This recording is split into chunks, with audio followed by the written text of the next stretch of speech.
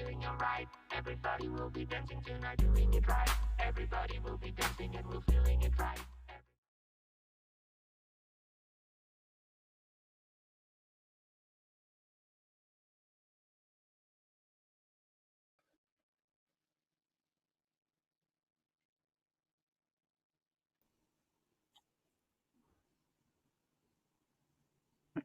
Olá, pessoal, sejam todos bem-vindos ao ArtX. Estamos iniciando o segundo painel de hoje. Eu sou Mariana Quintão, comunicóloga e artista plástica, e sou mediadora dos painéis do ArtX durante esses 4 dias de evento. O ArtX é a primeira plataforma de conteúdos gratuitos focada 100% na transformação digital das artes e é realizado pelo Art Dynamics, o primeiro e único CMS API First, que é, na verdade, um construtor de sites desenvolvido especialmente para as artes.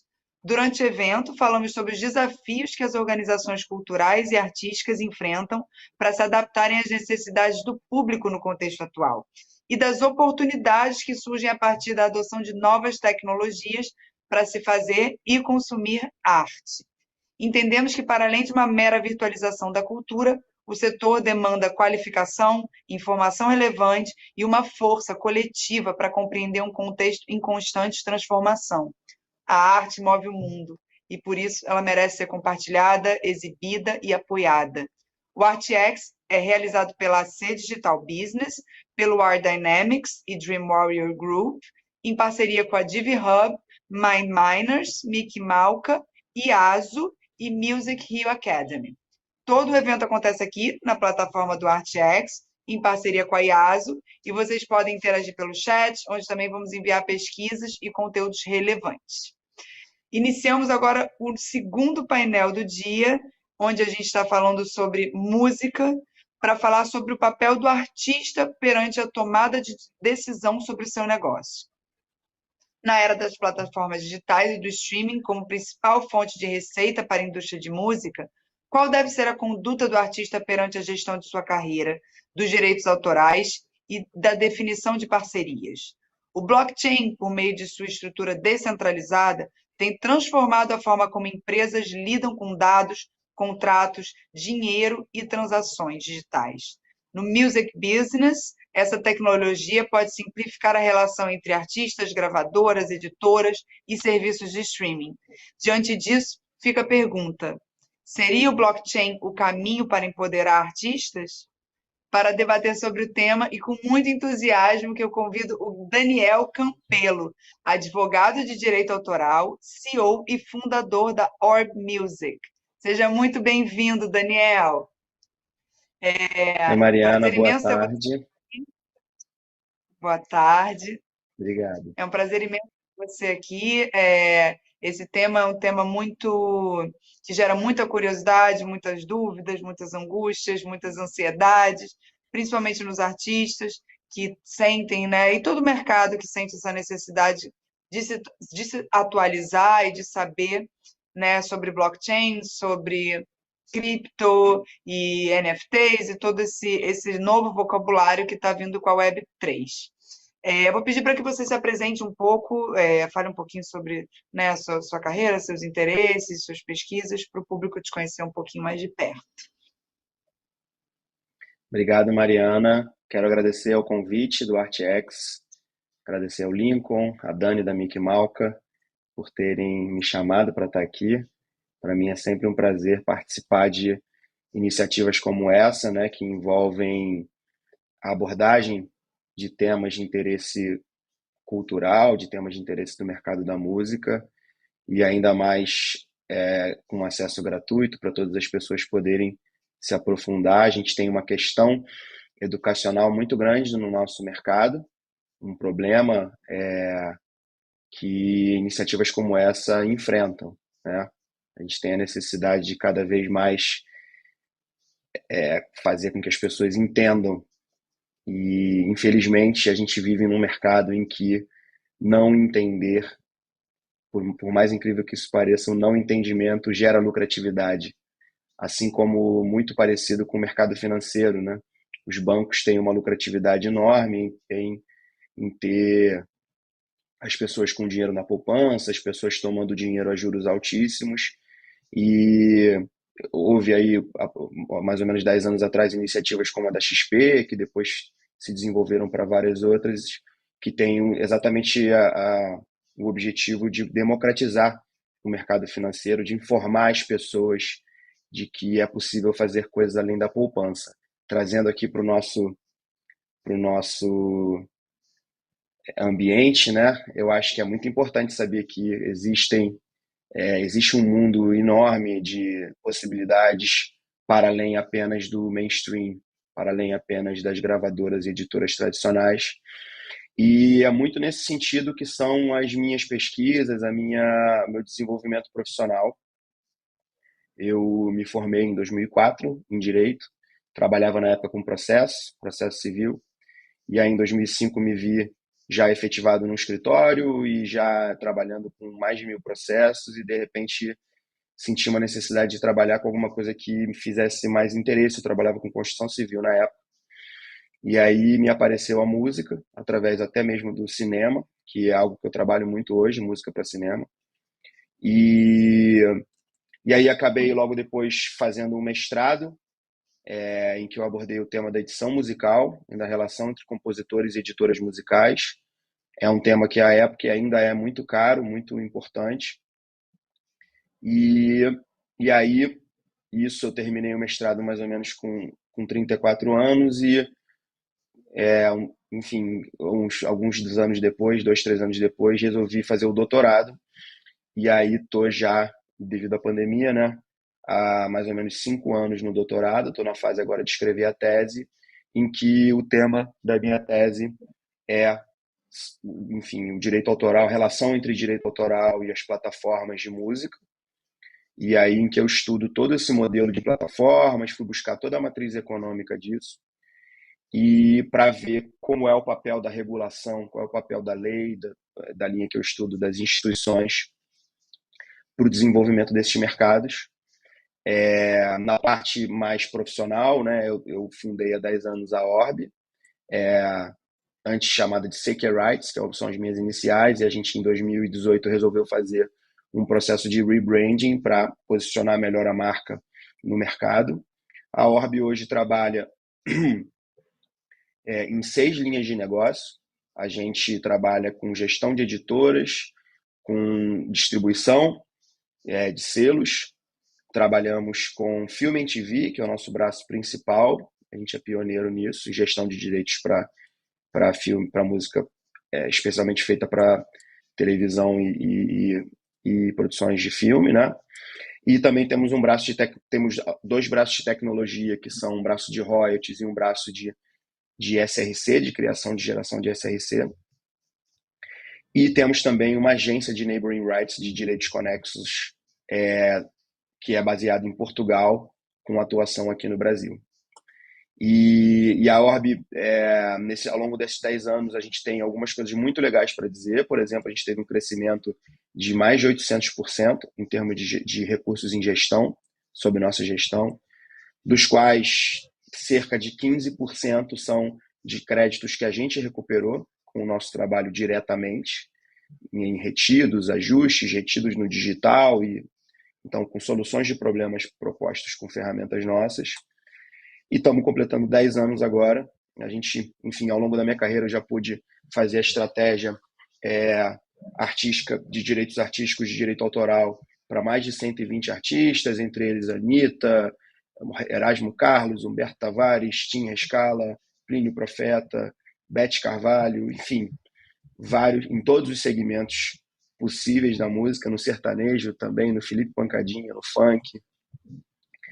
E agora estou com 41 anos, com a tarefa aí de terminar de escrever a minha tese e de continuar sendo feliz trabalhando nesse mercado maravilhoso.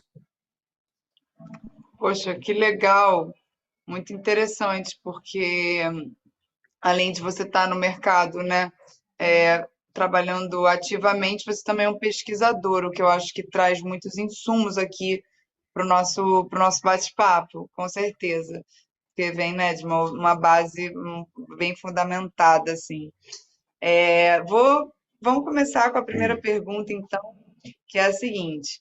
Na era das plataformas digitais e do streaming como principal fonte de receita para a indústria da música, qual deve ser a conduta do artista perante a gestão da sua carreira, dos direitos autorais e definição de parcerias? Olha, essa era das plataformas de negócio, que é uma mudança na matriz econômica, uma mudança na forma como se transaciona, ela gerou uma série de consequências. A principal bibliografia que eu uso é um livro que é excelente, que se chama Platform Revolution, de dois cientistas do MIT e um indiano, em que eles teorizam todo o mercado de toda essa matriz econômica de plataforma. Pra você ter uma ideia, em 2008, entre as 10 maiores empresas, não havia nenhuma baseada nesse modelo de plataforma. E em 2018, das 10 maiores empresas, 8 já estavam baseadas nesse modelo de plataforma. E hoje é muito possível que sejam mais de 8. Então, o modelo de plataforma de negócio revolucionou a maneira como se transaciona. As primeiras plataformas mais conhecidas são a Uber, a Airbnb.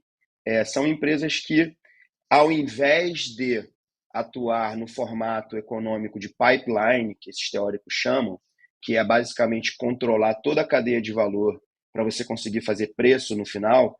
Então, a partir do momento que você, por exemplo, fabrica um carro, se você controla quem é teu fornecedor de... Desculpa, deixa eu desligar o WhatsApp, coisas do tempo das plataformas. Com certeza, né? Então, a Vou partir do até. momento que você... esse barulhinho é muito chato, né? A partir do momento que você, Hum.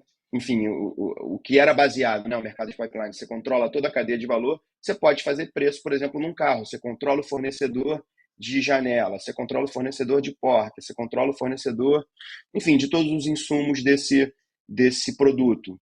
Você controlando toda essa cadeia, você consegue, no final, montar o carro e dizer, olha, esse carro aqui vai custar, com mais o marketing, né, a marca, quer dizer, esse carro vai custar $1 milhão.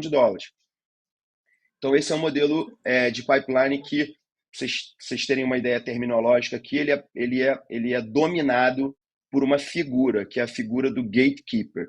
Então, o gatekeeper é o cara que, a partir do momento do fato em que ele controla toda essa cadeia de valor, ele é que vai dizer o que é vendável ou não no mercado. Tá? Então, esse era o modelo anterior ao modelo de plataforma. Já o modelo de plataforma, ele é um modelo que quebra. Esse é o modelo, então, que é o das grandes corporações tradicionais e das empresas tradicionais, é isso? Perfeito, é um modelo ainda em vigor. Ele vai conviver possivelmente por um bom tempo, porque ele é um modelo em que o capital mora há muitos anos, né? Então, mas ele é exatamente o modelo das corporações tradicionais. Por exemplo, no mercado do livro, como você era escritor antes do modelo de plataforma? Você era obrigado a escrever um livro e convencer um editor de que seu livro era bom o bastante para ser impresso e distribuído para as livrarias. Quem dizia isso era uma pessoa, né? Um cara, a partir da expertise e da experiência dele, ia lá e dizia, olha, realmente, você é um bom escritor, você provavelmente vai vender, então eu vou deixar você ser escritor. Imagina quantos escritores deixaram de ser escritor por isso, né?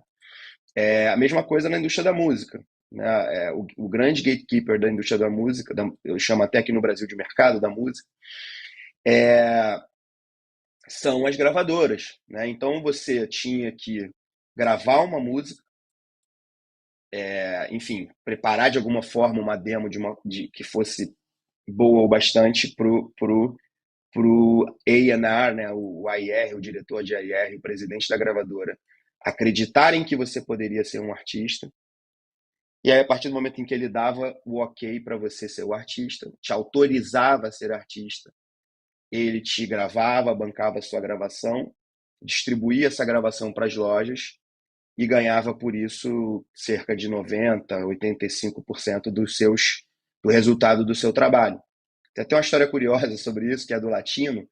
O Latino queria muito ter uma gravadora, né? O Latino, enfim, tem vários sucessos aí, não sei se todo mundo conhece, Baby Me Leva, acho que é o maior deles. E ele queria muito ter uma gravadora, escolheu a gravadora que ele queria, que era a Sony. E aí ele descobriu onde o presidente e os A&Rs da gravadora almoçavam todo dia. E aí, essa é a história que ele conta, né? E aí ele contratou um carro de som e o carro de som passava e ficava estacionado um tempinho, todo dia na hora do almoço, no ouvido do presidente e dos diretores. E aí isso durante um mês. Até que um dia ele conseguiu uma reunião finalmente para mostrar o disco dele. E aí os caras ouviram e falaram: Nossa, isso me parece familiar, isso é bom, hein? Isso tem uma tradição e isso é legal. E assim o Latino foi contratado pela Sony. Então, o nível de. É claro que isso é uma brincadeira, né? É claro que vários A&R de gravadora foram responsáveis por descobrir e, inclusive, sustentar, fazer existir a carreira de muitos artistas. O mais conhecido aqui no Brasil é o André Midani, que, enfim, é um cara fenomenal, que basicamente é o responsável pelo negócio da música no Brasil.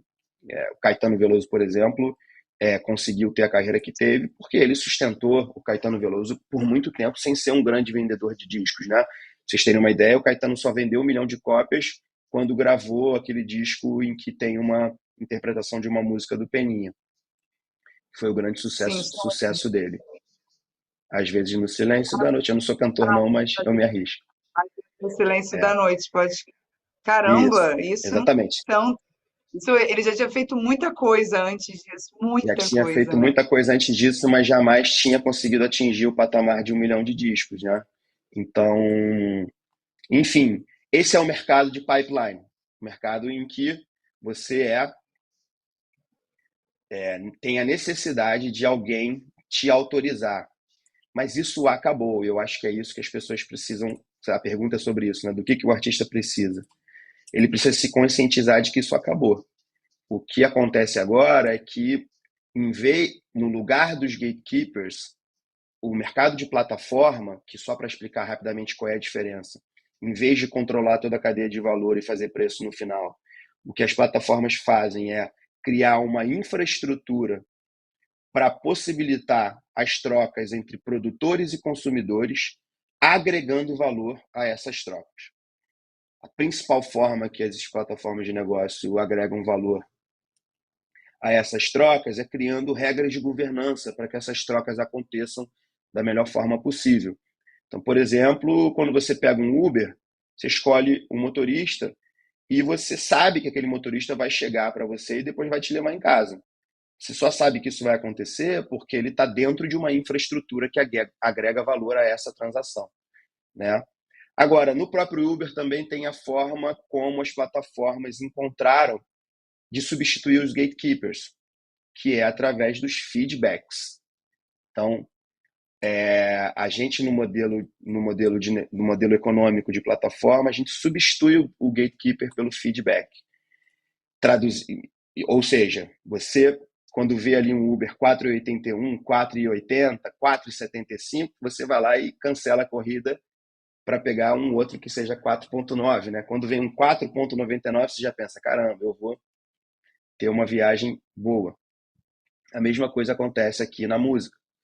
Quando você vê um artista, enfim, guardadas as proporções devidas e, enfim, tem toda a questão estética também da música, né? Mas a partir dos feedbacks é que você se autoriza.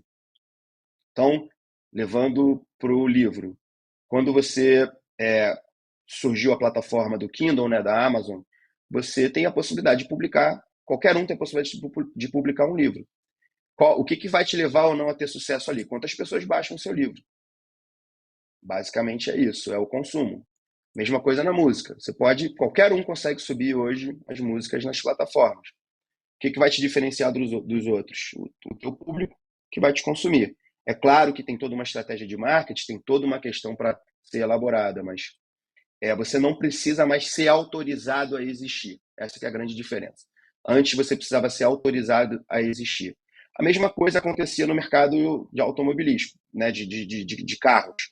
O Estado precisava te dar uma autorização para você ser táxi. Só assim você conseguia ser um táxi, né? Hoje qualquer um pode se habilitar ali no Uber e desde que cumpra certos requisitos, assim como na música, você não pode subir qualquer áudio no Spotify, né? Você tem regras de governança para que esse consumo aconteça. Então, a coisa vai meio que por ali. E aí, o que aconteceu com isso? Aconteceu com isso que a responsabilidade dos artistas se transformou numa responsabilidade. Porque também era de uma forma mais simples para o artista, a meu ver, né, ser só talentoso. Ele era muito talentoso, é claro que ele tinha que ter toda a vocação para ser artista, mas todo o resto ficava na mão do gatekeeper, da gravadora.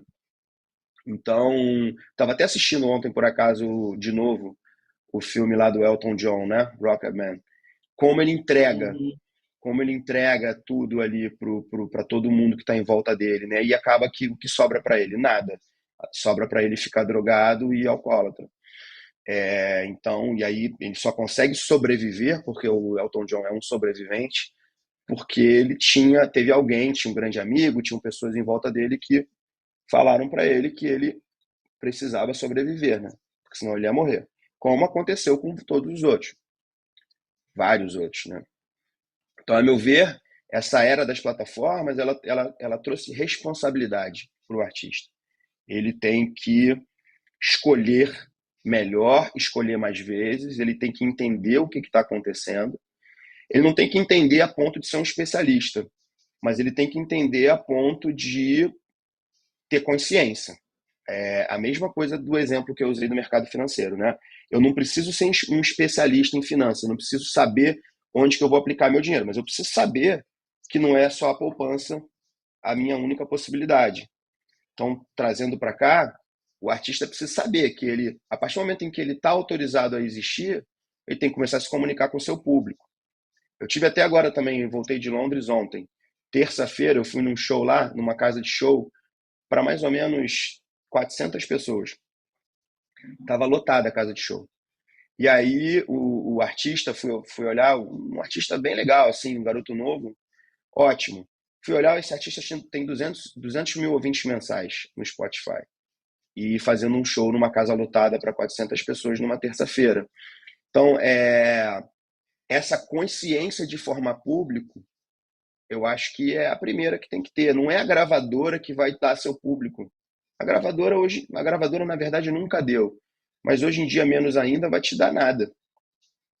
Ela vai te conceder uma infraestrutura que você também consegue em outros lugares. Pode ser uma infraestrutura um pouco melhor, dependendo da gravadora e das pessoas que estejam lá dentro. Agora, pode ser uma grande furada também, se você não tiver a consciência de que você, tem que entender o que está acontecendo, o que é o quê. Né? E a gente pode explorar mais aqui o que é o quê. 2, você tem que escolher os melhores profissionais para estarem com você. E 3, você depende do seu público. É o seu público, é a troca com o seu público que vai fazer com que você exista como artista. Ah, mas o funk bota lá na playlist e aí resolve assim? Não resolve. Já vi ao longo aqui da era do streaming, né, que aqui no Brasil tem mais ou menos, vamos dizer assim, 6 anos. Já vi acontecer várias vezes do artista bater primeiro e nunca mais aparecer e a carreira dele acabar, né? Porque ele perdeu a ligação com o público. Então é isso, a gente saiu do gatekeeper, passou para o feedback. O feedback é de quem? É do seu público. Esse cara que estava lá tocando com 200 mil ouvintes mensais, tocando para 400 pessoas, se 100 daqueles ali são ouvintes mensais dele, ele pode aumentar essa proporção dele, né? Bastante com um show para 400 pessoas, para quem é formador de opinião. E aí isso se desenvolve por uma série de coisas aqui no Brasil. Por exemplo, aqui no Rio de Janeiro, nem em São Paulo, tem uma casa para artista independente para um público de 500 pessoas. Ou se tem, são muito poucas, com um som ruim, lugar ruim. Então, essa coisa de formação, né, de ter estádios menores, de ter lugares menores e pensar na cadeia produtiva toda,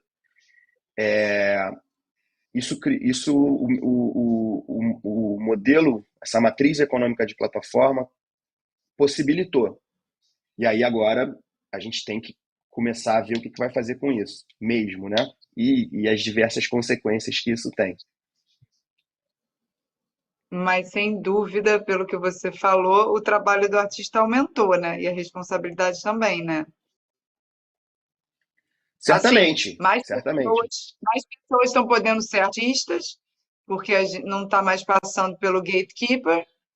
No entanto, a partir do momento que você decidiu que é basicamente o que precisa, é claro que a gente tem né, uma questão socioeconômica grande, então estamos falando de quem tem possibilidade, né, de realmente criar uma carreira com tantos requisitos, mexendo em plataformas e tal, mas vamos focar nessas pessoas, a responsabilidade deles aumentou, né?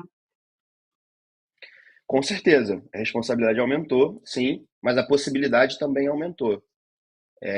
Certamente houve uma democratização do acesso à possibilidade de ser artista, o que é, a meu ver, muito saudável, né? Sim. É, esse gatekeeper aí, como eu brinquei falando da história do latino, ele podia ser influenciado por uma série de coisas que não a qualidade musical do artista ou principalmente a ligação do artista com o seu público, né? Então essa responsabilidade aumentou. Essa responsabilidade aumentou não só do artista, aumentou também dos profissionais que trabalham na música. Eu tenho falado ultimamente um tema um pouco polêmico, uma ideia um pouco polêmica, de que no Brasil a gente não tem uma indústria da música ainda. A gente tem um mercado da música. Diferenciando o mercado para a indústria, na indústria você tem todos os papéis bem definidos, com cada um exercendo os seus papéis, né? E obviamente que o termo indústria está totalmente ligado a esse modelo econômico de pipeline. Mas lá na indústria você tem o cara que aperta a porta, o cara que bota a porta, o cara que bota o vidro e por aí vai. Quando a gente vem aqui para a música no Brasil, a gente não tem, dos próprios profissionais, um respeito às especialidades. Todo mundo já ouviu falar, todo mundo conhece a figura do empresário, né? O empresário no Brasil é algo que é uma figura que não existe no resto do mundo, né? Do jeito que é. Ah, O empresário no Brasil é o cara que cuida da carreira, vende show, cuida do direito autoral, cuida da publicidade, cuida de tudo mais que puder. É claro que essa figura ela é muito importante, mas eu acho que a manutenção de todas essas atividades nas mãos de uma pessoa, a meu ver, é nociva ao mercado. O que a gente precisa, da parte dos profissionais, a gente precisa se transformar numa indústria, né? A gente tem casos de transformação de uma estrutura empresarial, de empresário, em uma indústria. Por exemplo, a GR6, que é uma empresa para a qual a gente trabalha, eles até têm um esquema 360. Agora, tem uma editora grande, uma editora de qualidade cuidando do trabalho de edição musical, tem gravadoras e agregadores cuidando do trabalho de label, tem vendedores específicos cuidando da parte de booking, tem a figura do manager cuidando da parte estratégica. Então, a gente pode até agrupar tudo isso numa empresa só, não tem problema. Agora, isso precisa estar claro que precisam ser especialistas. O que eu vejo muito acontecer, e principalmente com as figuras mais importantes da nossa música, é a centralização de todas essas funções nas mãos de uma pessoa. E isso não é uma atividade, não é uma situação positiva, a meu ver. Então, a gente precisa ter o manager, o booker, o advogado de direito autoral, copyright lawyer, o gestor de direito autoral, que é o copyright manager, depois vem a editora, o label ou a gravadora, o agregador, o cara que faz a parte de marketing digital, o cara que faz a parte de publicidade.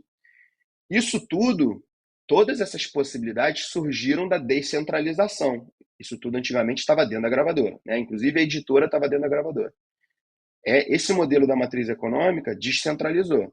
E aí o que a gente faz com isso? A gente precisa ser responsável, né? Eu, por exemplo, falando aqui da minha parte, na Orbe já fui chamado, eu, Daniel, já fui convidado N vezes para ser empresário. Você não quer ser meu empresário? Eu gosto de você, você é um cara honesto. E eu sempre disse não. isso aí é um outro trabalho. O trabalho do manager, o trabalho do live, do booker, né, do cara que vende show, é um outro trabalho. Eu não vou me envolver com isso. Não vejo isso acontecer da parte dos empresários com relação ao meu trabalho. Pelo contrário, já vi vários empresários afastando o nosso trabalho porque isso gerava uma conscientização maior no artista e, ao mesmo tempo, tirava do empresário um percentualzinho ali do direito autoral, ou seja, uma receita. Então, eu acho que isso é um ponto bem importante para o próprio artista. O que eu tenho que ter? Eu tenho que ter um empresário ou um manager? Eu acho que ele tem que ter um manager para coordenar tudo isso, para coordenar todas essas atividades. Me lembro muito bem que eu fiz essa transição como gestor e como advogado da Anitta, da empresária, para a atividade dela independente, né? E eu me lembro muito bem de falar para ela, Anitta, você não precisa de um empresário, você precisa de um CEO, você precisa de um gerente, de alguém que execute o que você pensa. Você não precisa ter alguém que vai dizer o que você pensa, você já pensa, você já sabe o que você quer da sua carreira. E a Anitta é muito curioso que ela é uma artista que pegou exatamente essa transição do gatekeeper para o mercado de plataforma. Eu participei de várias atividades ligadas a isso, a negociação, renegociação do contrato dela com a Warner, a briga dela com a empresária, a contratação depois de equipe, a gente montou a editora dela, Roda Moinho, né? E ficou administrando depois uns 3 ou 4 anos. Eu mesmo, naquela época, era advogado e gestor de direito autoral dela. A partir dessa experiência, parei de ser advogado. Não sou mais advogado de processo, né? Tenho até um escritório que tenho sócios, mas eu não toco mais isso. Exatamente por conta de ter entendido isso. E aí, quando você vai para uma indústria, por exemplo, a indústria inglesa da música, aí você encontra uma série de companhias, cada uma exercendo o seu papel. E não é à toa que eles são o maior mercado da música, a maior indústria, né? Junto com os Estados Unidos. É por isso que existe um respeito à especialização. Enfim, isso faz com que tudo cresça, né? E eu acho que isso a resposta a essa pergunta é exatamente essa. Se existe algo que o artista precisa fazer, é entender que ele não pode mais entregar tudo nas mãos de alguém. Ele precisa se estruturar para ter a sua própria equipe, ser o líder de alguma forma dessa equipe, ser um mentor dessa equipe. E quando a gente vai lá para trás, a gente vê que isso acontece.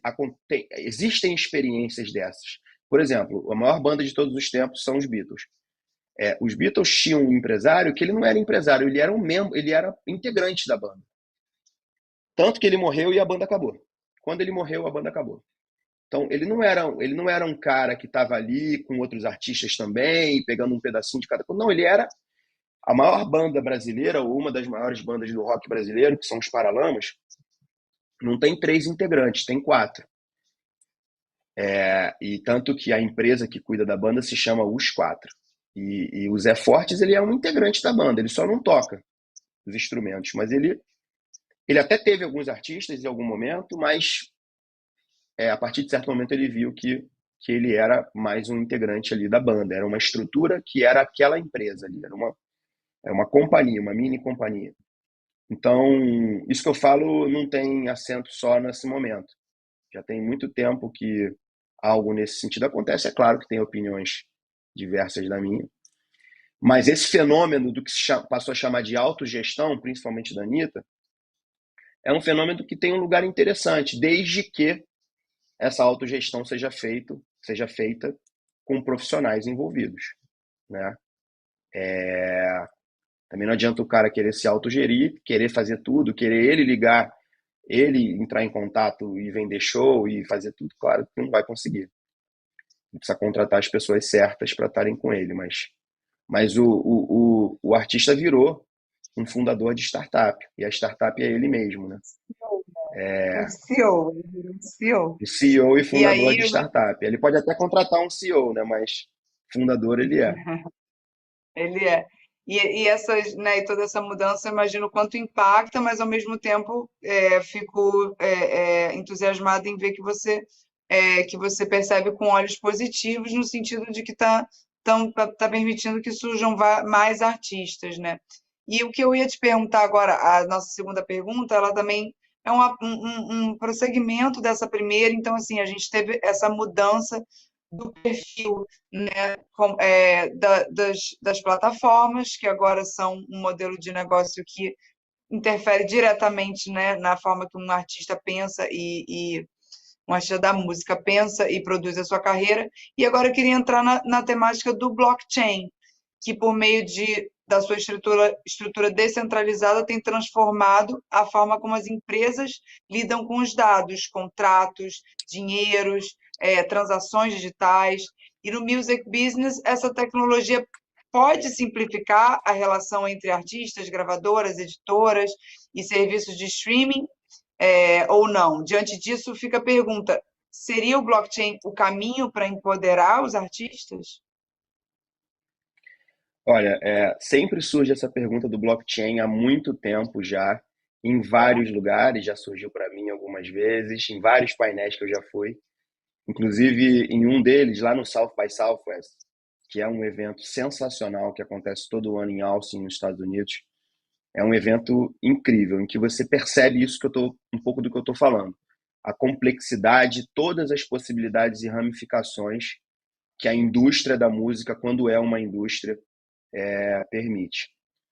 E aí, quando eu estava lá uma vez, estava num painel sobre essa história mesmo que você acabou de perguntar, né, relação entre blockchain e indústria da música e tal. Alguém fez uma pergunta nesse sentido: o blockchain pode revolucionar a indústria, pode mudar tudo? E aí a palestrante que respondeu falou assim: mas você está falando de blockchain, a ferramenta tecnológica, ou de blockchain, a religião? Porque tem tanta gente que acredita, que acha que inclusive se vende, né? Vende como se blockchain fosse uma solução mágica, né? Como se fosse uma teoria perfeita, enfim. E eu até peguei aqui, até anotei aqui um pouco para a gente explorar o que é blockchain, né? O que é blockchain? Tem Podemos. definições várias, mas é, tem algumas na própria Wikipedia ali, para não ser muito técnico, que explicam razoavelmente. Então, blockchain é um conjunto de regras para criar registros a respeito de transações. Então, isso aqui é o blockchain. Então, é um set of protocols, um conjunto de regras para criar registros sobre transações, de forma a tornar esses registros confiáveis, né? Tanto que uma outra tradução para blockchain é o protocolo da confiança. Então, a partir do momento em que algo acontece dentro desse ambiente, você cria a possibilidade de confiar nessas transações, né? Confiar nesses registros. E aí, enfim, você tem o que eles chamam de transações individuais, que dão origem a blocos de transação que acontecem, são memorizados e depois substituídos por novas transações individuais que dão origem a blocos de transação numa mega, o que eles se chamam aí de Big Data, né? Numa mega gestão de dados gigantesca, que não é muito diferente do que está acontecendo por aqui para a gente estar falando aí para esse pessoal que está ouvindo. Então, é, o blockchain nada mais é do que uma ferramenta dentro de uma plataforma. Só para a gente lembrar que a internet foi a primeira plataforma. Então, uma plataforma é um conjunto de regras que permite consumidores e produtores transacionarem, enfim, agregando valor a essas transações por conta dessas regras. É o que é a internet. A definição de internet é essa. É um set of protocols, umas regras que você tem que seguir para transacionar. E aí o blockchain surgiu dentro da internet como uma forma de registrar essas transações de forma confiável. Já os NFTs, que são a segunda pergunta que se faz, né? Blockchain, NFT, dinheiro para os artistas, as pessoas querem fazer essa equação como se ela fosse uma equação simples, né? Blockchain mais NFT é igual artistas milionários. Quando artistas milionários são criados por um público grande ouvindo as músicas deles. Esse é o primeiro ponto. Se você tem um grande consumo, você atinge um público grande e fiel, você vai ser remunerado com o seu trabalho, né? Como eu sou remunerado com o meu trabalho, tendo clientes que confiam em mim e que acham que eu sou bom bastante para trabalhar para eles e cuidar das coisas deles. Como é que uma médica, minha namorada, por exemplo, é obstetra, por que as clientes vão fazer parto com ela? Porque ela faz bem parto e ela indica para outra que faz bem parto, indica para outra e por aí vai. A música parece que a gente esquece um pouco disso, né? Porque, enfim, parece que é uma mágica. E aí, para resolver o problema da remuneração, eu encontro uma outra mágica, que é o blockchain. Mas o blockchain não é uma mágica. O blockchain é uma maneira de registrar transações. E as transações só acontecem se houver consumo, né? Se eu estiver conseguindo atingir. De novo, as plataformas são uma ferramenta para ligar produtores e consumidores. Por que que o iTunes é a principal plataforma da história da música? Porque o iTunes conseguiu agregar o valor que precisava para essas trocas, a ponto de fazer com que as pessoas deixassem de fazer de graça para fazer dentro de um ambiente. Se tem um cara que revolucionou a indústria da música no mundo, depois, enfim, de todos os outros, que eu também não sou tão especialista assim em história da música, se chama Steve Jobs. Porque é um cara que, ao mesmo tempo em que estava criando uma forma de utilizar essa ideia de plataforma, que nem ele mesmo sabia direito, que era o iPod, né? Enfim, que era o iPhone, tudo isso, o iPad e tal. Enfim, de colocar um software dentro de um rádio e fazer com que as pessoas usassem só aquilo ali porque era fechado, era um cara que gostava de música também. Então, ele simplesmente resolveu o método de pagamento e a forma de remunerar. Então, ele conseguiu criar valor agregado para os dois lados. Agregou valor a essas trocas e aí as pessoas passaram a consumir a partir daí, mas por um preço ainda que tinha a realidade do preço físico, né? Você pagava o mesmo valor por álbum ou por download. E aí veio uma tecnologia chamada streaming e quebrou no meio a questão do preço. Então, a revolução do streaming não é uma revolução, não é apenas uma revolução tecnológica, é uma revolução econômica. A partir do momento que você teve a possibilidade de consumir pagando uma mensalidade para ganhar escala, né? Aí você transformou uma indústria que podia render X para a possibilidade de daqui a 10 anos ela render 10x do que está rendendo agora, né? Então a gente tem uma indústria no mundo agora de mais ou menos 30 bilhões de dólares, juntando o autoral e o artístico. Você pode ter uma indústria de 300 bilhões de dólares daqui a 10 anos. É bem possível que isso aconteça. Uau. Bem possível mesmo, estudos do Goldman Sachs, de outros pontos assim.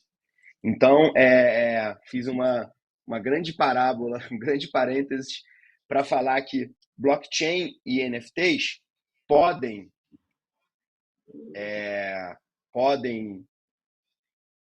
ter podem trazer um grande benefício para os artistas e para os compositores?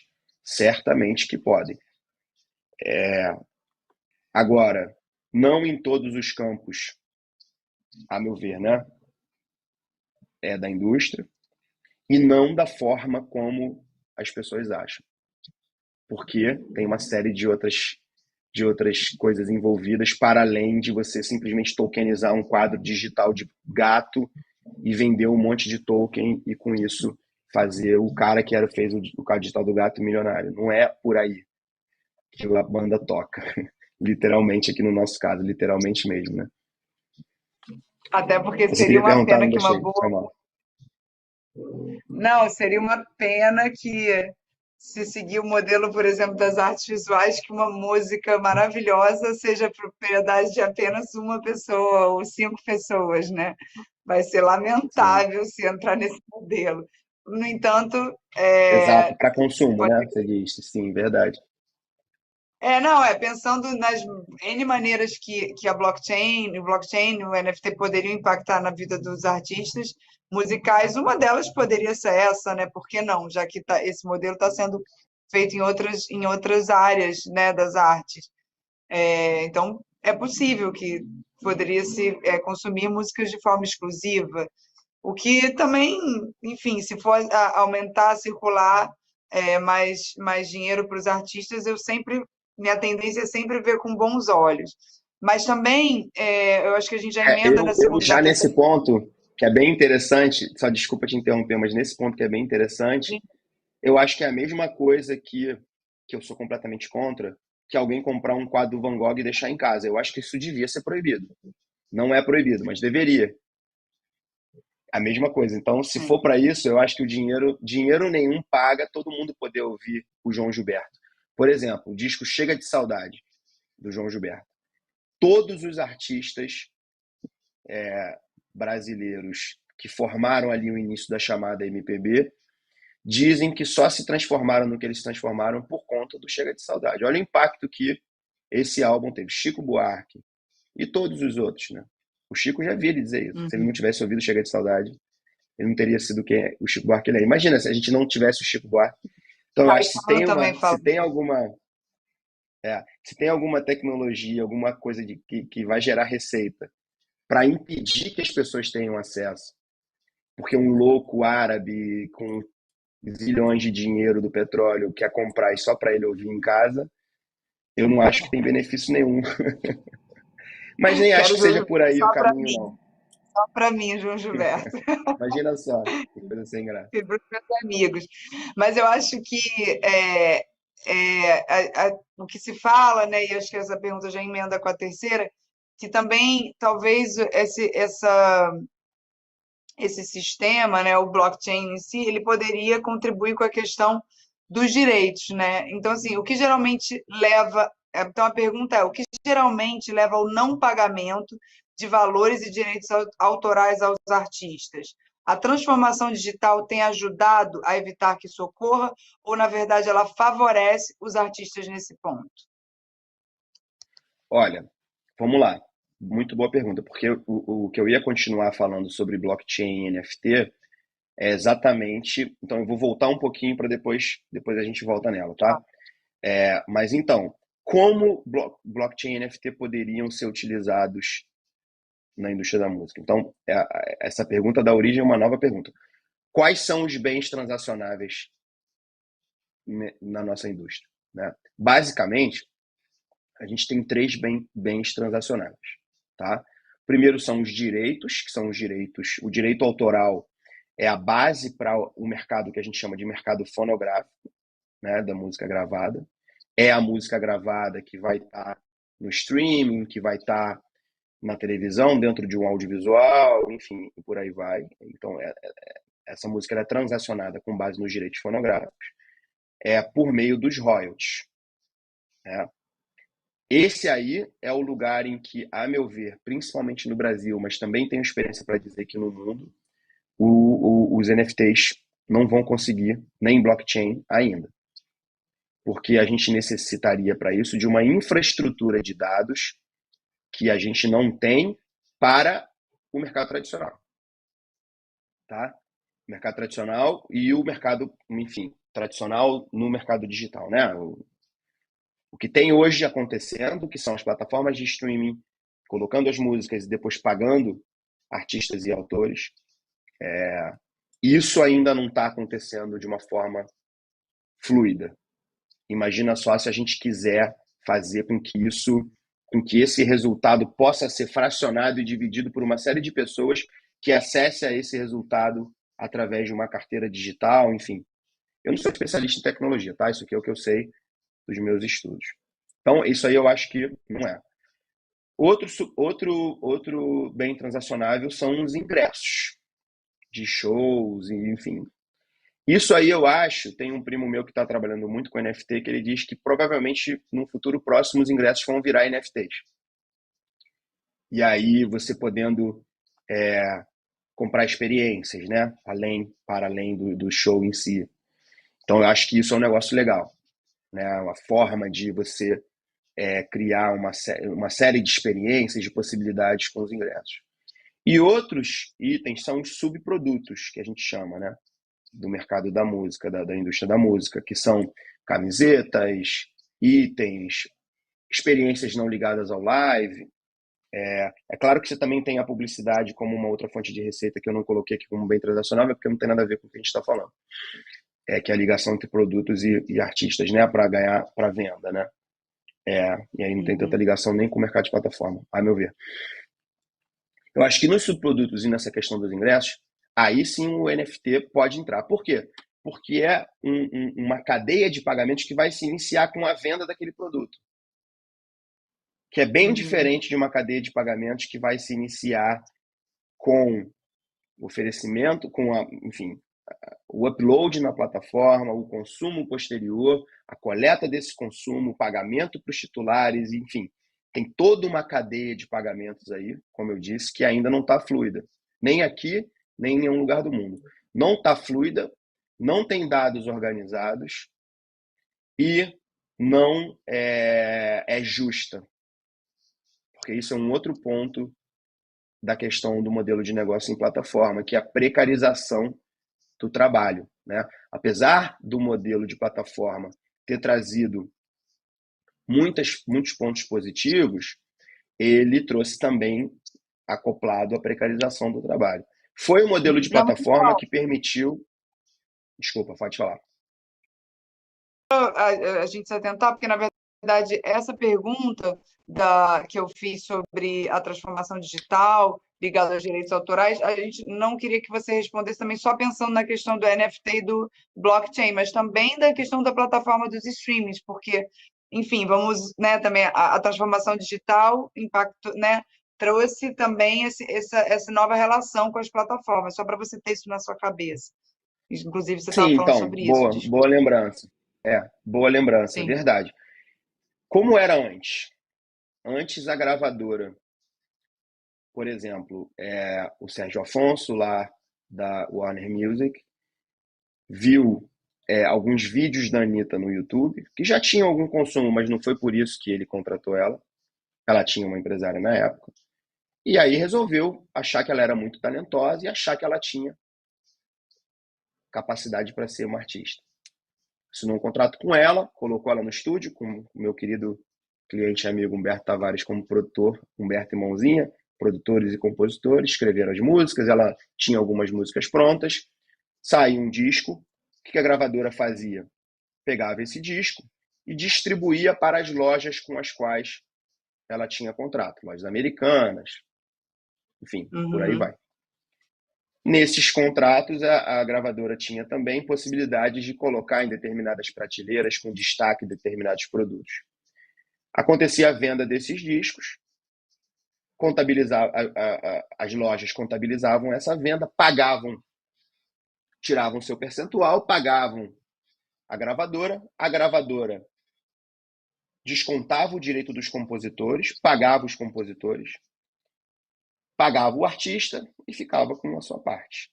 Então, a coreografia dos pagamentos, da remuneração, era essa.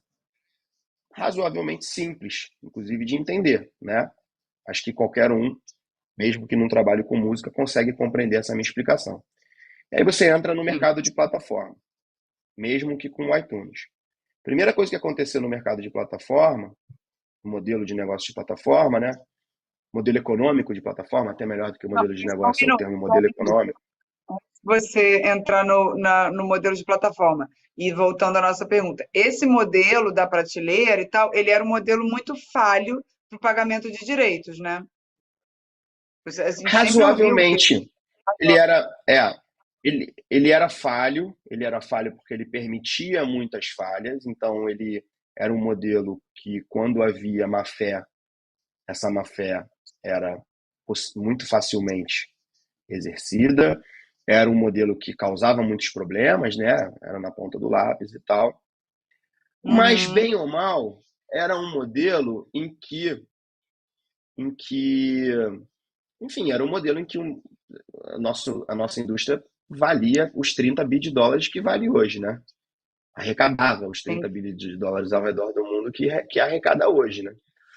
Então, Aí houve uma enfim, queda na arrecadação. Desculpa, fala de novo Então houve uma que queda cortou. na arrecadação. Se arrecada hoje Não, a mesma coisa que arrecada. a queda na, não, conseguimos chegar ao mesmo patamar. A queda na arrecadação foi porque a indústria só entendeu que esse modelo ia acabar 5 anos depois que ele já tinha acabado.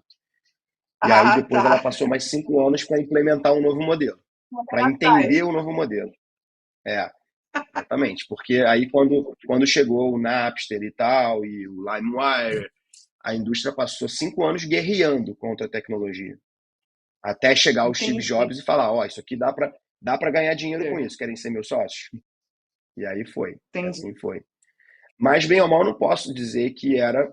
é, Enfim, é claro que tinham todas as suas falhas. Mas, curiosamente, inclusive isso tem a ver com essa minha fala, a entrada do que se convencionou chamado digital, né? Enfim, que na verdade, Sim. tecnicamente, são as plataformas de negócio, ela não melhorou tanto Não? assim a vida. Por que não? Porque a indústria, isso é uma questão que é importante colocar, ela se beneficia do que a gente chama do custo de transação, que é o custo oriundo dessa transação acontecer de uma forma ruim. Infelizmente, esse custo de transação ele é alimento para a indústria. E aí Hum, não tem interesse em fazer com que esse custo de transação reduza. Então, para te dar um exemplo, não existe hoje uma base de dados mundial em que todas as músicas estejam. Existem hum. código ISO para isso, ISRC e SWC, mas não existe uma base centralizada com todos esses dados. Por isso que não dá para ter blockchain de royalties. Né? Agora com esse fenômeno da compra de catálogos, isso está tendo que ser acelerado, porque aí é o mercado financeiro cobrando e o mercado financeiro não se retroalimenta com o custo de transação. Desculpa se está muito técnico economicamente isso que eu estou falando, mas o mercado financeiro Não. se beneficia com os pagamentos acontecerem de forma fluida. Então, a entrada do mercado financeiro comprando catálogo na indústria da música vai obrigar a formação de uma base de dados centralizada. Isso eu não tenho dúvida. Vai obrigar a Comprando melhora. catálogo de álbum só. Não, não, não. Existe um fenômeno mundial acontecendo mais ou menos há 2, 3 anos, que são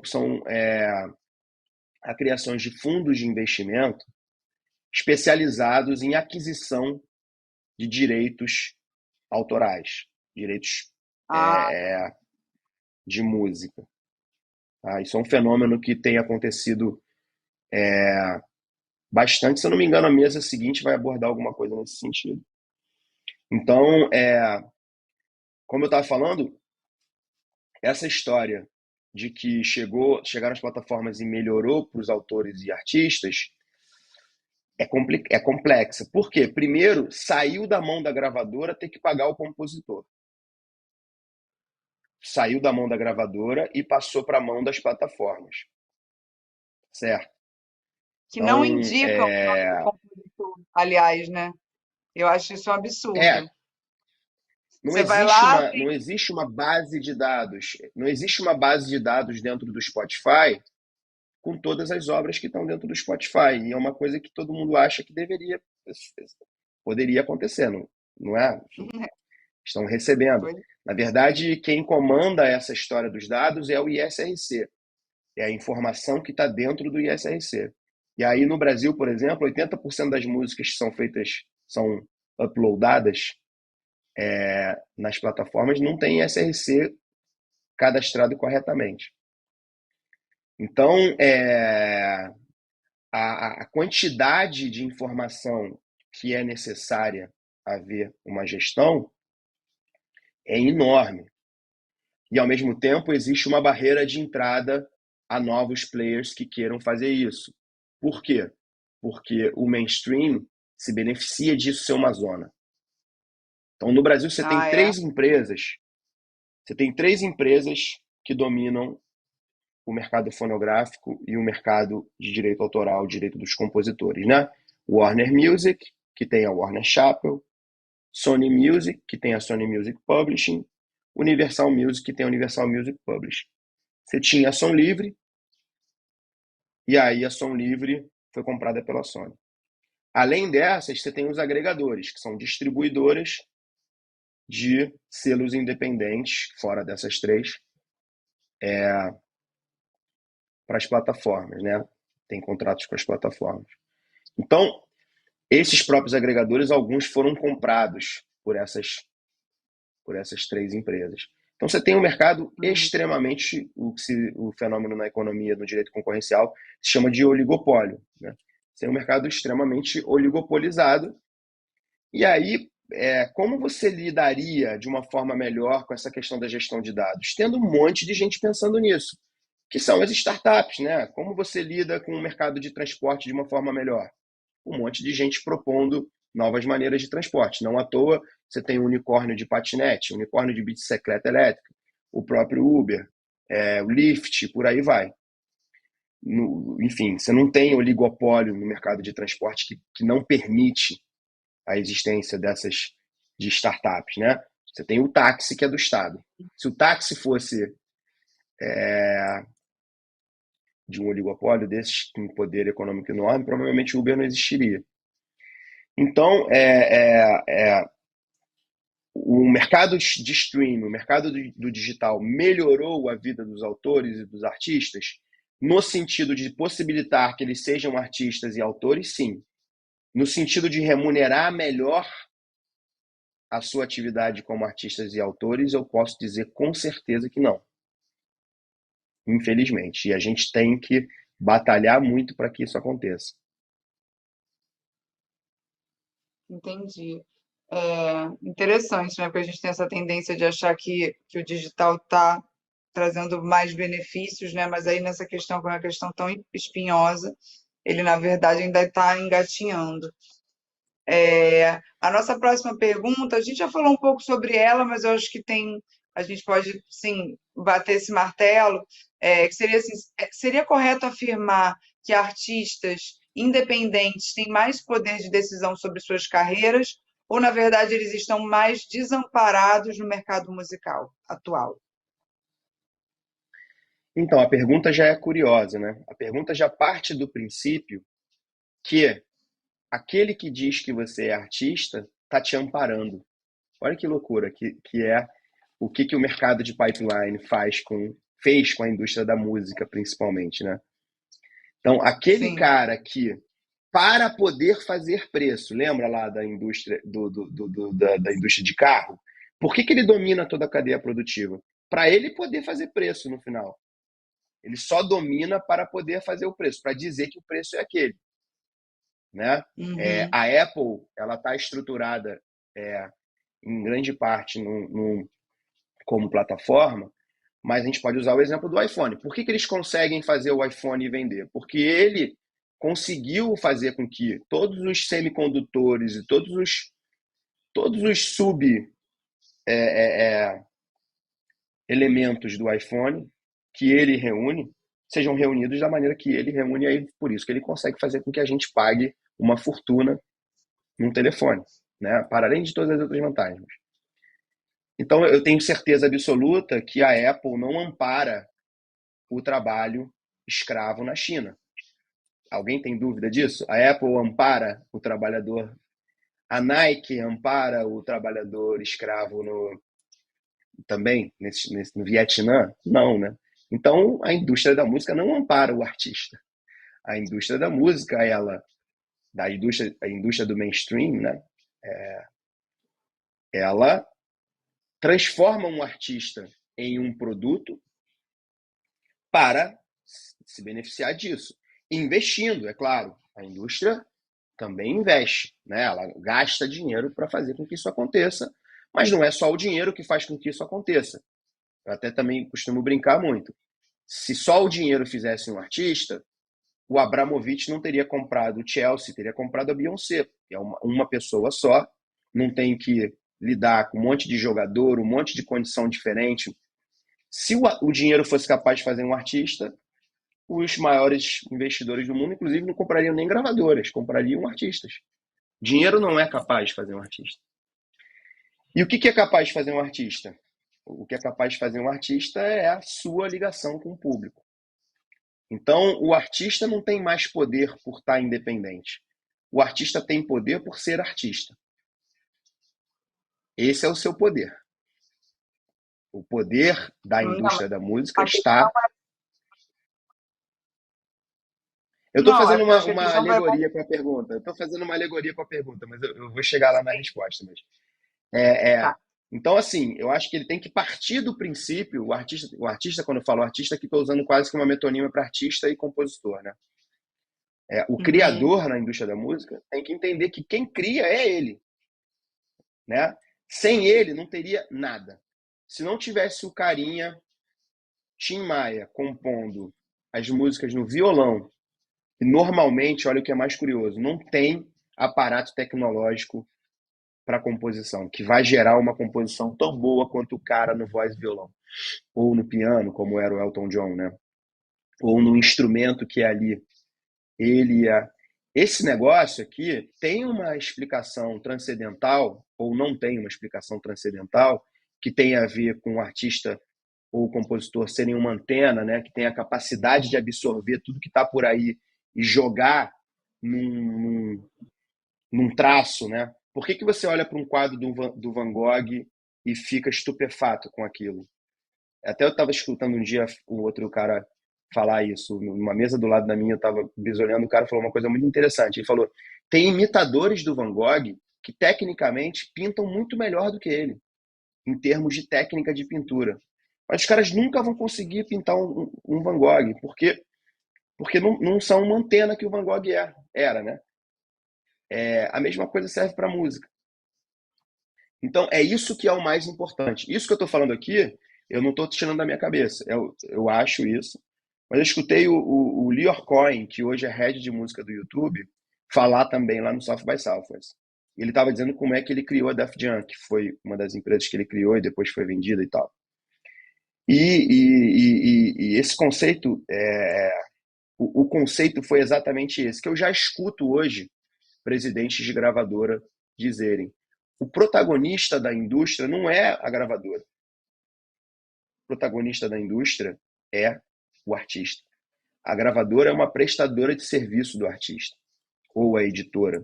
Ela serve para ajudar o artista a se desenvolver melhor, a desenvolver melhor a sua carreira, a ter melhores, deveria pelo menos, a ter melhores benefícios econômicos com a sua carreira, né? E por aí vai. A ter uma carreira mais saudável, deveria também ser, né? Então, então eu acho que assim, o artista ele está desamparado a partir do momento em que ele assina um contrato com uma gravadora e esse contrato não é bom para ele. É melhor para a gravadora do que para ele. Como a gente usou aqui alguns exemplos, eu acho que é o caso do contrato que a Anitta tinha com a Warner, por exemplo. Ou do contrato que vários artistas em início de carreira da Taylor Swift assinou no início. Ou com a gravadora, ou com o empresário. Na verdade, são essas duas figuras que aparecem para o artista aqui no Brasil, né? O cara quer ser artista, ele procura um empresário e uma gravadora. Parece futebol, né? Que o cara tem que ter um empresário e um clube. Então, o artista ele está desamparado quando ele assina esse contrato ruim. Quando ele não assinou esse contrato ainda, e ele tem qualidade musical, ele acredita no que ele faz, e ele tem consciência de que ele precisa formar um público, e ele tem consciência de que ele precisa encontrar profissionais para ajudar ele a fazer isso melhor, aí ele começa a se amparar mais. Então, o artista independente, na minha visão, ele não está desamparado por nada nesse mundo. A própria GR6, que é a maior empresa de funk do Brasil, hoje uma das maiores empresas de música, se não a maior, só existe porque o Rodrigo resolveu, ao longo dos primeiros 5 anos de empresa, ficar completamente independente. Se ele tivesse assinado o contrato com algum gatekeeper para dizer para ele que ele podia escolher o artista tal, o artista Y para ser do selo dele, e não tivesse contado com o feeling dele, ele não existiria. Não existiria porque certamente aquele contrato lá no início seria um contrato muito pior para ele do que foi o contrato que ele assinou depois. A gente até costuma traçar uma curva do artista, né? O artista ele enfim, teoricamente o bom artista, o que tem qualidade, ele vai fazer isso, né? E aí, às vezes, quando ele está fazendo isso, ele quer assinar um contrato com a gravadora ali no início. Ele não quer Uhum. esperar o ponto ideal, né? E aí ele se ferra. Aí ele está desamparado. Ele está desamparado por uma série de motivos, mas ele pode estar desamparado, por exemplo, porque ele pode estar numa curva crescente e não ser prioridade da gravadora naquele momento que tem um outro artista vendendo muito mais. E a gravadora só assinou ele para ter reserva de mercado. Isso acontece muito. Sim. Não aconteceu com a Globo? A Globo, que era o maior gatekeeper de obra audiovisual, não mantinha diversos atores sob contrato sem fazer nenhuma novela? Sim. No banco, né? Exatamente. Exatamente. Por que ela fazia isso? Apenas para fazer reserva Pra de mercado. Isso era bom para o ator? Para outra emissora não poder tirar esse cara talentoso daqui e pegar o Ibope. Isso era bom para o ator? Isso era bom Ele estava porque sendo bem estava com salário remunerado. bom sem trabalhar. Se você tiver o viés econômico como a única coisa importante na carreira do artista, pode até ser, Ah, né? Pode tô até ser. brincando. Na indústria da música nem isso acontece. Na É, indústria da música nem isso acontece, porque o cara às vezes paga um advance que nem é tão bom, e aí o cara acabou a entendi. carreira dele. Como é que ele vai pagar aquele advance? Não tem uma Globo pagando salário na indústria da música, né? Se fosse assim, até Hum, poderia ser interessante para alguém, mas é. Não, nesse caso, não era, sabe, não é os o atores caso. muito presos. Artisticamente, eu acho que ficavam dependentes, assim, extremamente cerceados, sem poder aceitar trabalhos em outros lugares também, muitas vezes interessantes. E ali na geladeira, financeiramente, eu acho que criou, acho que uma relação muito peculiar ali dentro do mercado, né? Realmente era uma grande mãe que você fica ganhando um salário durante anos e anos e anos. E claro, obviamente que eles queriam renovar, porque se você não ganha dinheiro como artista, você tem que fazer outra coisa, e todos preferem se manter artistas, né? Mas eu acho que era uma coisa muito É. específica. Mas é Era, interessante, era específica, mas dá para usar. É específica, mas dá para fazer uma imagem para explicar o que acontece dentro do contrato de gravadora, que é um contrato parecido, é um contrato de longo prazo, em que você pode ficar na geladeira também, apesar de ter recebido um adiantamento grande, né? entendi. O objetivo do artista jamais pode ser receber um salário sem a sua arte estar sendo. Sim. Jamais. Eu conheço, inclusive, uma atriz dessas, foi atriz infantil lá e ficou muitos anos assim, que ela era uma pessoa tristíssima. Ela Pois era uma é. pessoa que ela não teve nenhuma realização na vida dela, apesar de ter dinheiro. O dinheiro não traz realização sozinho, né? Ao Não, com contrário, o que a certeza. gente mais vê, o que a gente mais vê é o dinheiro não trazer a realização sozinho, né? Dinheiro e Claro. remédio estão na mesma frase quando o dinheiro é muito, né? Até porque o artista, se ele não realizar sua obra, ele não vai ter nem longevidade, né? Porque ele nem conseguiu experimentar para. Porque uma obra leva a outra, que leva a outra, que leva a Exatamente. outra. E assim Exatamente. você constrói, Exatamente. né, um corpo de Então é trabalho. isso que Se eu queria você não dizer, trabalha, assim. não constrói É, corpo nenhum. exato. E é isso que eu queria Então dizer. vamos Então o para. artista ele tá mais desamparado se ele for independente? De jeito nenhum, ele tá amparado. Se ele tiver com o poder na mão dele, e o poder está na mão dele desde o início, porque ele é o criador, né? Ele não está desamparado. Isso não significa que ele não precise contratar profissionais de qualidade para auxiliá-lo. Como diz o Humberto, o artista precisa de ajuda para tudo, como todos nós, né? A gente precisa de médico, de advogado, enfim, a gente precisa de ajuda para tudo para viver. E o artista tem que entender isso, que ele é que vai contratar. Ele não é contratado. Ah, eu sou contratado da Warner Music. Não, eu contratei a Warner Music. Eu contratei a Sony, eu contratei a Orbe, eu contratei a Cobalt e por aí vai. É uma Acho que é mudança essa mesmo de mudança mais de perspectiva. de perspectiva, Exatamente. exatamente. Vamos para nossa última pergunta, que é a seguinte: comparando para você, eu acho que vai ser muito legal porque você tem essa experiência internacional de participar de eventos e, né, tá bem por dentro do que está acontecendo lá fora. Então, comparando o mercado de música brasileiro com o de países europeus e os Estados Unidos, por exemplo, as leis desses países interferem nos direitos que os artistas têm sobre suas obras. Como as novas tecnologias podem ajudar na gestão desses direitos? Então, vamos lá. Existe um movimento, existem movimentos para buscar a organização do mercado, da economia como um todo, né? Normalmente, esses movimentos acontecem depois da mudança tecnológica. Isso sempre foi assim. Então, o que se diz é que, depois da mudança econômica, perdão, não tecnológica, depois da mudança econômica. O que se diz é que, para os economistas que eu estudo, né, é que o institucionalismo acompanha a economia, acompanha a matriz econômica. Então, isso aconteceu quando a internet apareceu. Quando a internet apareceu, a Organização Mundial da Propriedade Intelectual se reuniu com todos os países, com todos os Estados-membros, para dizer, olha só, tem um problema aqui. Vai ter propriedade intelectual sendo transacionada aqui dentro, e qual é a regra que a gente vai fazer para isso? No caso específico da música, criaram-se 2 tratados internacionais. WCT, que é para Copyright, World Copyright Treatment, e o WPPT, que é para fonogramas, direitos conexos. Então, WCT e WPPT foram criados ali em 92, mais ou menos, se eu não me engano, 96, eu acho, exatamente para fazer com que essas transações acontecessem com base em regras e que os direitos não fossem transacionados sem ter regras, e foram eles que possibilitaram a existência das plataformas de streaming posteriormente, do download e depois do streaming.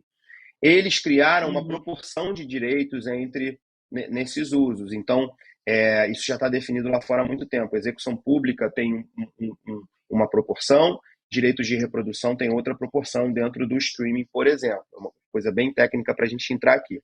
Mas o fato é que o Brasil não aderiu a esses tratados. Por questões políticas, o Brasil não aderiu a esses tratados. Isso fez com que, durante 10 anos, a gente tivesse com uma discussão nos tribunais para dizer, no Brasil, o que já está escrito nesses tratados desde 96. Então, quando a gente fala que o Brasil está 10 anos atrasado em relação ao resto do mundo, isso é completamente verdade, principalmente no que diz respeito à regulação, que é essa pergunta. Então, a lei de direito autoral brasileira, ela é ruim para o mercado físico. Você tem uma ideia. É uma lei ruim, porque a topografia da lei é péssima, topografia. Não tem uma organização boa das transações, as limitações não são boas também. Tanto que houve ali em 2002 o chamamento pelo governo do presidente Lula para reformar essa lei. 2004, 2005, por ali, que deu início a um processo chamado Fórum Nacional de Direito Autoral, que começou em 2007. E esse Fórum Nacional de Direito Autoral deu origem a uma lei de reforma do sistema ECAD, que a gente chama, que foi publicada em 2013. Essa foi a última lei no Brasil, já tem quase 10 anos. Isso só diz respeito à execução pública tradicional. Enquanto isso, no resto do mundo, a União Europeia já soltou 2 ou 3 diretivas específicas para o mercado de música, também ligadas a outros mercados de bens culturais, mas que têm aspectos específicos para o mercado de música. Ou seja, as legislações dos países já estão acompanhando essas diretivas. Lá na Inglaterra, você tem um estudo gigantesco sendo feito sobre a economia do streaming. Inclusive, tem um relatório que foi publicado pela House of Commons, que é super interessante, explicando a economia toda do streaming, todos os direitos.